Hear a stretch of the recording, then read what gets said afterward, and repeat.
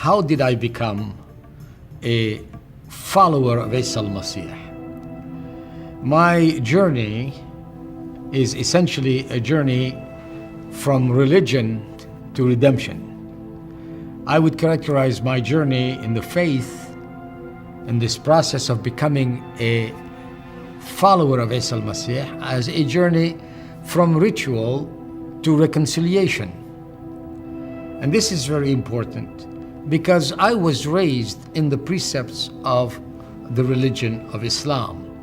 I grew up embracing Islam with all of my heart, as best as a child could in a Muslim home, having grown up in Senegal, West Africa, of a Lebanese family, Shia Muslim, and following best as we could the precepts of the Quran and the Hadith.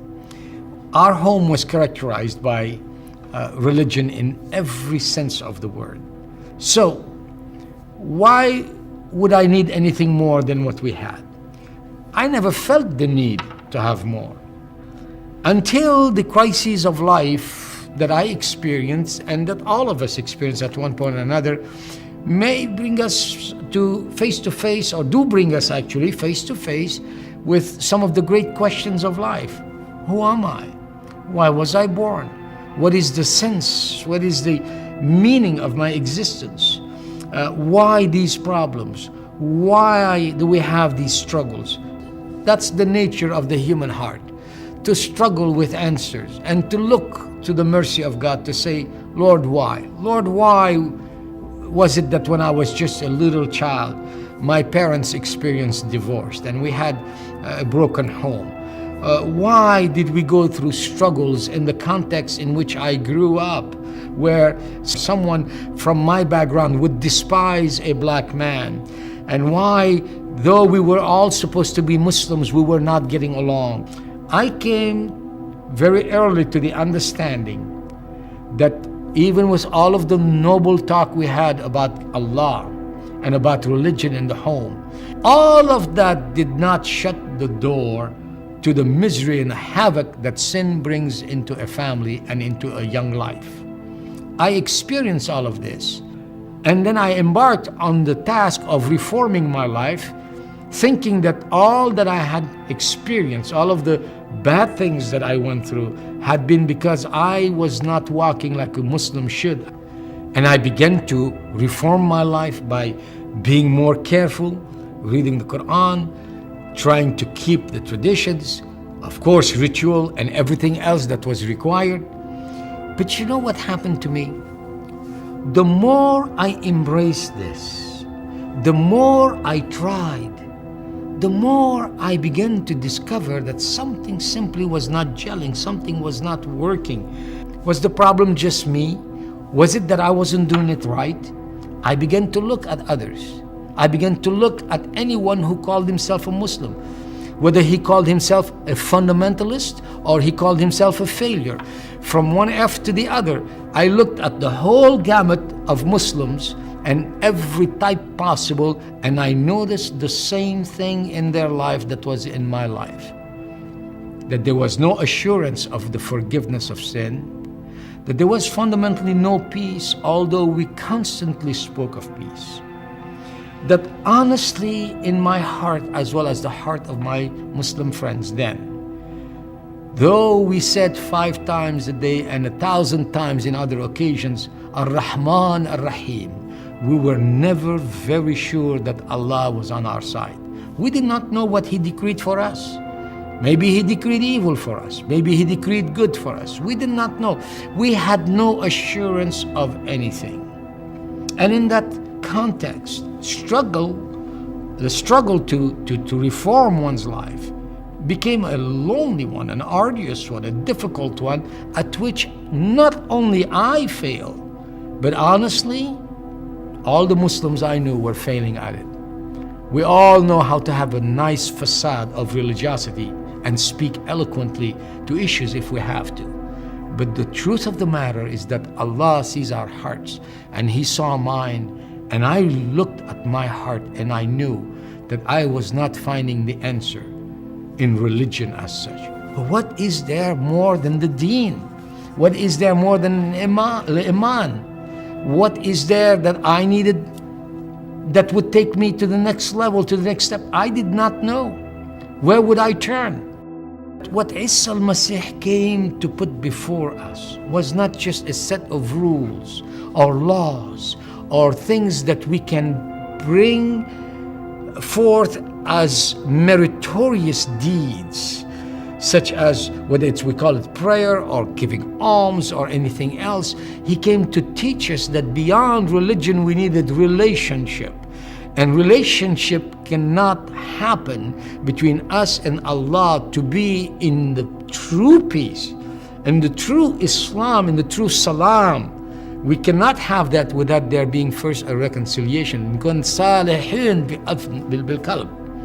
This is what is taught, to have reconciliation, reconciled in the heart.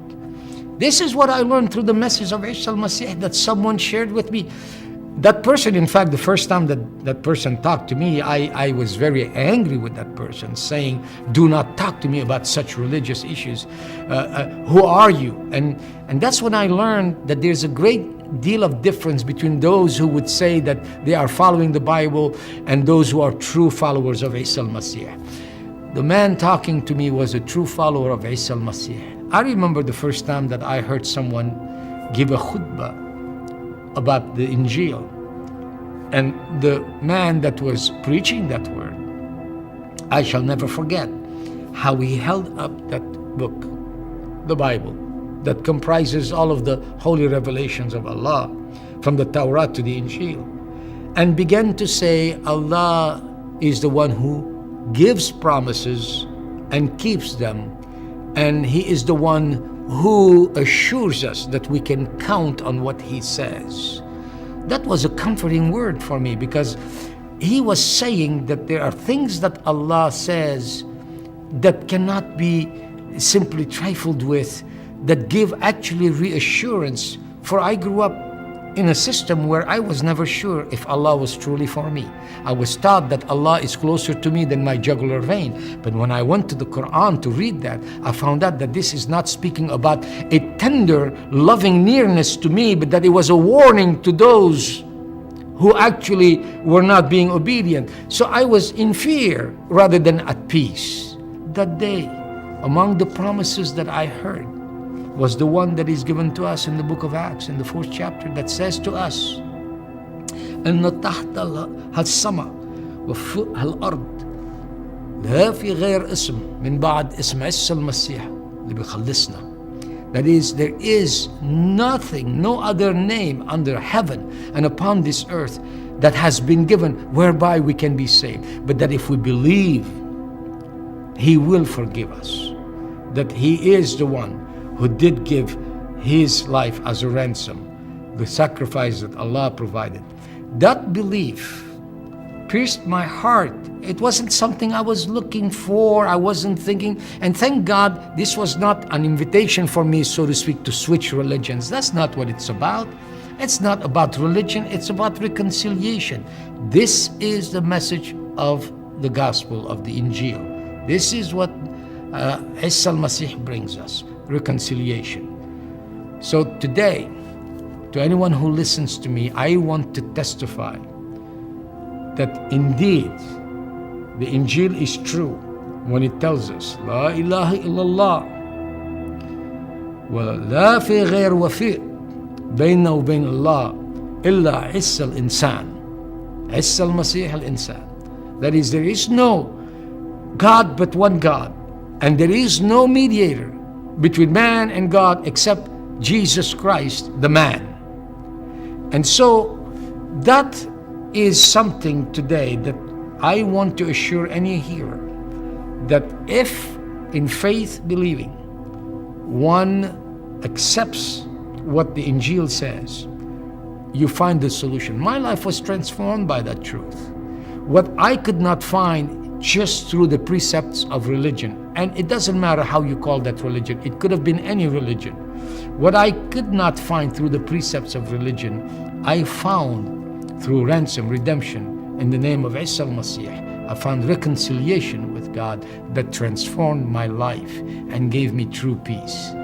That is why I want to follow Isa al-Masih, and why I continue to follow Isa al-Masih, and why I proclaim to anyone, please be reconciled with God in the name of Isa al-Masih and be a follower of His.